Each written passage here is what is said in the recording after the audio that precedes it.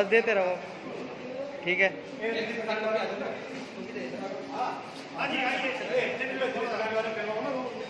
Sandeep sir, आप photo ले लेना अपनी।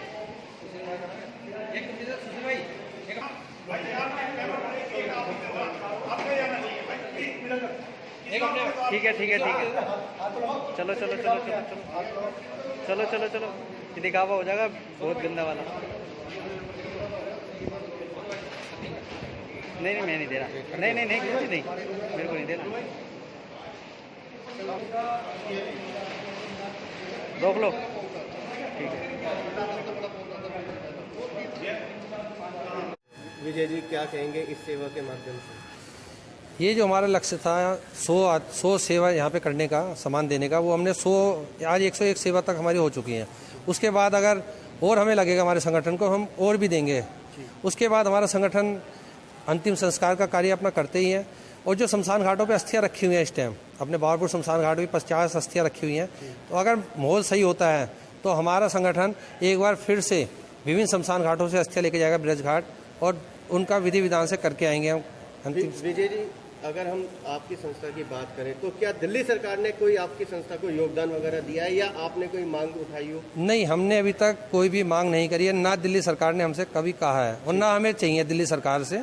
और हमारा संगठन मजबूत है, अपने मेंबरों से हम ले लेके। क्या इतना समर्थ है कि आपको जरूरत नहीं है कि दिल्ली सरकार? नहीं, हमें दिल्ली सरकार की जरूरत नहीं है, क्योंकि दिल्ली सरकार के एक तो क्यों में लगना पड़ेगा, उसके अंदर फिर राजनीति होगी। हमारा संगठन बिना राजनीति का ये बना हुआ है, इसमें कोई राजनीति वाला व्यक्ति नहीं है। और करें ये सूखा सामान देने की, राशन देने की, वो तो दिल्ली सरकार भी दे रही है, मोदी सरकार भी किट दे रही है। नहीं दे रही है, अब हमें तो ये नहीं पता लगता, जो हमारे पास डिमांड जिनकी आती है हम उनको दे रहे हैं। वो कहते हैं हमें किसी से भी कोई सहायता नहीं मिली आज तक, तो हमें बड़ा दुख होता है कि लोग अपने बच्चों को ले लेके हमारे पास आते हैं कि भाई साहब हमारे लिए कुछ सेवा करवा दीजिए। तो हमारे संगठन की अपनी एक टीम है, वो बात करती है, फिर ये संगठन की व्यवस्था करते हैं सामान देने की। मानते हैं संकट की घड़ी है, इस टाइम संकट की घड़ी है और सब देशवासियों को एक होना है। इसलिए मैंने अपने सब मेंबरों से कह रखा है कि अगर हम 5 रोटी खाते हैं तो 4 रोटी खाइए, 1 रोटी किसी गरीब की सहायता कीजिए 1 रोटी से। तो ये हमारे संगठन के जितने मेंबर हैं सब ने लागू कर रखा है और इसी बेस पे हम ये सामान बांट रहे हैं और आगे भी प्रभु ने चाहा तो हम ऐसी ही सेवा करते रहेंगे। बात करें आज जो किट दे रहे हैं, आधार कार्ड नहीं से राशन कैसे मिलेगा? कह रहा जिस पे राशन आधार कार्ड नहीं तो राशन नहीं मिलेगा, अपनी विधानसभा में जाए। अब ऐसा आदमी जो मजदूर है वो कहाँ जाएगा? हमारे मोदी जी कहते हैं कि जो जहाँ है वहाँ रहे उसमें राशन की व्यवस्था होगी, और उसके बाद हमारी जनता तक ना तो राशन पहुँच पा रहा, ना फैसिलिटी पहुँच पा रही। अब आप देख सकते हैं, खुद इलाके में हमने जाके देखा कई परिवार ऐसे हैं जिनमें घर में खाने को राशन नहीं है। दिल्ली सरकार कह रही है वादे हमने ये कर दिया, इतना राशन पहुँचा दिया, राशन पहुँचा तो गया कहाँ राशन वो सारा? दिल्ली सरकार तो कह रही है 70 लाख लोग रोज राशन खाना खा रहे हैं। नहीं, राशन की जो व्यवस्था आप देखेंगे कि कुछ लोग वही सूखा राशन ले रहे हैं, फिर वही जाके लिक्विड राशन खा रहे हैं, और जो आदमी को जरूरत है उसे पहुँच ही नहीं पा रहा। आप देखें एक आदमी ने पहले सूखा राशन लिया, फिर आधार कार्ड से राशन लिया उसी ने, और लिमिटेड कूपन निकलते हैं लेके, भैया एक आदमी जिसमें पैसे नहीं हो कूपन निकलवाने के लिए पैसे देगा, लाइन में लगेगा। पैसे भी दिल्ली सरकार दे रही है 5-5 हजार रुपए। 5-5 हजार आप कितने दिनों के पहुंचे बता दीजिए मुझे? अभी तक कुछ कह रहे हैं जिन पे लाइसेंस था उनके। वो राशन, वो पैसे, वो किट किसके जेब में जा रही है? ये दिल्ली सरकार की आपने देखा होगा कि जो व्यवस्था है इस टाइम इतना होज पोज है, मतलब कि जिसे जरूरत है उसे नहीं मिल पा रहा है। एक कोई सोचता है कि मैं जाऊँ, अभी किसी को मैंने कहा जी वहाँ मिल रहा है, जाइए आधार कार्ड दिखाइए, कह आधार कार्ड लाइए। वो आधार कार्ड लेके गया, कहते आधार कार्ड आपकी दूसरी विधानसभा का है। अब वो अपनी विधानसभा में गया कि वहाँ जी खत्म हो गए हैं। एक ई कूपन का भी उन्होंने ई कूपन निकाला, 15-15-20 दिन में आ रहा है। मानो भूख आपको आज है और ई कूपन से राशन मिल रहा है 1 महीने बाद, तो उस कूपन का तात्पर्य क्या रह गया भाई? कूपन आप मानते दिल्ली सरकार फेल है? ऐसे फेल क्या, जब व्यवस्था फेल है, जब एक तो पब्लिक तक पूरी व्यवस्था नहीं पहुंच पा रही, तो हम तो व्यवस्था पहुंचा, आप बांट रहे हो भाई, गीला का आप लिक्विड भी बांट रहे हो, सूखा भी बांट रहे हो, तो आदमी पहुंच ही नहीं पा रही व्यवस्था। हर आदमी तक कहाँ पहुंच रही है? आपने देखा होगा, अगर पहुंच रही होती तो हम जैसे संगठनों को आगे क्यों आना पड़ता? क्योंकि हम भी कहते हैं भैया चल सबको पहुंच रहा, हम भी अपने घर में बैठे हैं कि हम भी अपने घर में स्वस्थ हैं, सरकार कह रही स्वस्थ रहो। फिर अभी आपने पीछे देखा होगा कि अगर दिल्ली सरकार सोच रही होती, शमशान घाटों में लकड़ियों के रेट 500 रुपये काउंटल बढ़ चुके हैं और लकड़ियाँ नहीं थी।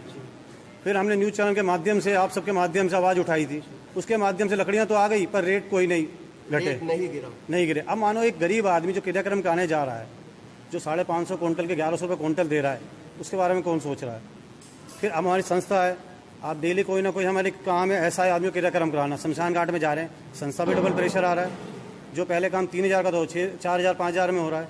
उस बारे में कोई नहीं सोच रहा कि भैया एक आदमी को अंतिम क्रियाक्रम के लिए भी डबल या 3 गुना पैसा देना पड़ रहा है।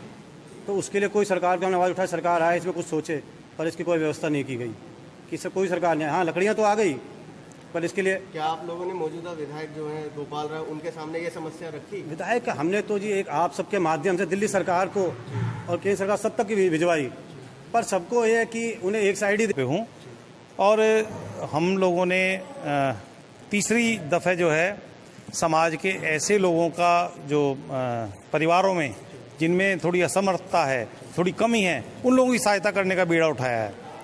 वर्तमान समय इतना कठिन समय है कि अच्छे लोगों का जो है इस समय हालत ठीक नहीं है, लेकिन दशा परिवर्तन समाज सेवा संगठन के सदस्यों ने किसी समाज के लोगों से कोई चंदा नहीं लिया, कोई कुछ नहीं लिया, आपस में कंट्रीब्यूशन करके आपस में ही पैसे डाल के और ये सब 30 परिवारों को वर्तमान में दिया है। हमारा 100 परिवारों का लक्ष्य था, 101 परिवार, 101 परिवार, तो ये लगभग इस समय पूरा हो जाएगा। इससे पहले भी हम 3 बार दे चुके हैं।